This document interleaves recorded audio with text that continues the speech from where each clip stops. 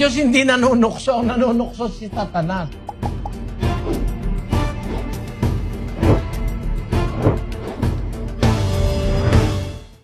Si Satanas nanunukso, hindi sumusubok. Ang susubok lang sa atin ang Diyos. Ano intensyon ng Diyos kaya niya sinusubukan ng tao? Basahin natin ang 13:3 ng Deuteronomio.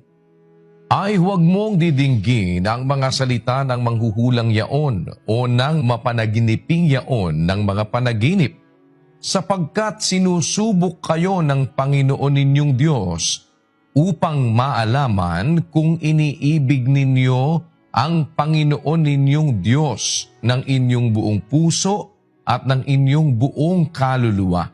Ang layo ng pagsubok ng Diyos para ma-prove niya kung mahal mo siya talaga. At pag napatunayan niyang mahal mo siya talaga, wala ka ng problema. Lahat ng bagay, tatrabahuhin niya para sa ikabubuti mo. Pag nakita ng Diyos na mahal mo siya talaga, iniibig mo siya, 8:28 ng Roma. At nalalaman natin na ang lahat ng mga bagay ay nagkakalakip na gumagawa sa ikabubuti ng mga nagsisiibig sa Diyos, sa makatwid bagay niyaong mga tinawag, alinsunod sa kanyang nasa. Yung mga umiibig sa Diyos, nagmamahal sa Diyos, tinatawag niya yon. At pagka ikaw ay napatunayan ng Diyos na iniibig mo siya dahil nasubukan na niya, nalalaman natin, sabi ni Pablo, na lahat ng bagay nagkakalakip gumagawa sa ikabubuti ng nagsisiibig sa Diyos. E pag minahal ka ng may-ari ng lahat ng bagay, wala ka ng problema. Wala ka nang alalahanin kasi mahal ka ng Diyos eh. Pwede niyang iligtas ka sa mga disgrasya. Pwede ka iligtas sa masamang kapwa-tao.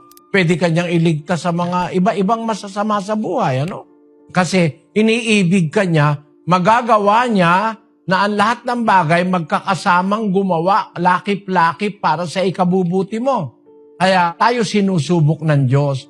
Kasi pag nasubok niya na tayo, aangkinin niya tayo na tayo kanyang mga anak na dumaan sa pagsubok.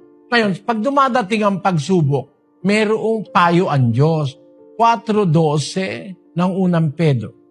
Mga minamahal, huwag kayong mangagtaka tungkol sa mahigpit na pagsubok sa inyo na dumarating sa inyo upang kayo'y subukin, na waring ang nangyayari sa inyo'y di karaniwang bagay, kundi kayo'y mga galak, sapagkat kayo'y mga karamay sa mga hirap ni Kristo, upang sa pagkahayag ng kanyang kaluwalhatian naman ay mga galak kayo ng malabis na galak. Talagang ang Diyos ay sumusubok sa tao. Pag nasubok ka, it is for your advantage. Pagkatapos na mapatunayan ng Diyos na mahal mo siya, wala ka ng problema. Mamahalin ka rin niya, bigyan ka niya ng mabuting asawa, bibigyan ka niya ng mabuting anak. Nakasulat kasi yun eh. 19:14 ng Kawikaan. Bahay at mga kayamanan ay minamana sa mga magulang, ngunit ang mabait na asawa ay galing sa Panginoon. Kung mahal ka ng Diyos, bibigyan ka niya ng matinong asawa, di ba? Ng matitinong anak. Bibigyan ka niya ng kailangan mo sa araw-araw. Pagka mahal ka ng Diyos, ililigtas ka niya sa mga masasama. Ay nang bentahin ng nasubok ka ng Diyos. Kaya pag dumarating ang pagsubok, harapin mo, kapatid. Paano mo malalaman kung yung pagsubok ba ng Diyos o tukso ni Satanas? Ito yon. Unang Korinto, Kapitulo 10, versikulo 13. Hindi dumating sa inyo ang anumang tukso, kundi yaong matitiis ng tao. Datapwat-tapat ang Diyos na hindi niya itutulot na kayo'y tuksuhin ng higit sa inyong makakaya, kundi kalakip din ng tukso ay gagawin naman ang paraan ng pag-ilag upang ito'y inyong matiis. Ang Diyos hindi papayag na tuksuhin tayo ng higit sa makakaya natin. Ibig sabihin, ang Diyos pa rin ang may kapangyarihan para pagbawalan niya si Satanas na manunukso, kasi ang manunukso si Satanas eh. Lucas 4:1. At si Jesus na puspos ng Espiritu Santo ay bumalik mula sa Jordan at inihatid ng Espiritu sa ilang. Sa loob ng 40 araw na tinutukso ng Diablo, at hindi siya kumain ng anuman ng mga araw na Ang yaon. manunukso, kapatid, ang dyablo eh. Biyak kita ng halimbawa ng tukso, no? May asawa ka na. Tutuksoin ka sa Satanas. May papakilala sa yung babae o lalaki na para sa tingin niya mas maganda kaysa sa yung asawa. Yun ang mga tukso eh. Papagawain ka ng mali. Pero ang Diyos hindi nanunukso ng ganun. Basahin natin ng Santiago.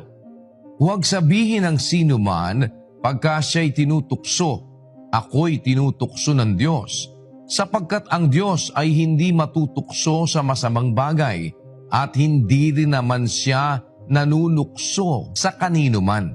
Ang Diyos hindi nanunukso. Ang nanunukso si Satanas. Ang tukso, temptation yan eh.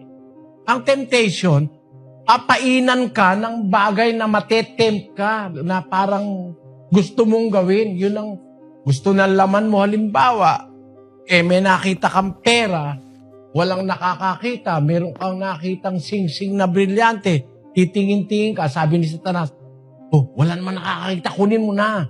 Wala naman nakakakita, tanggapin mo na yung lagay. Yun ang mga klase ng tukso. Hindi ang Diyos ay nanunukso.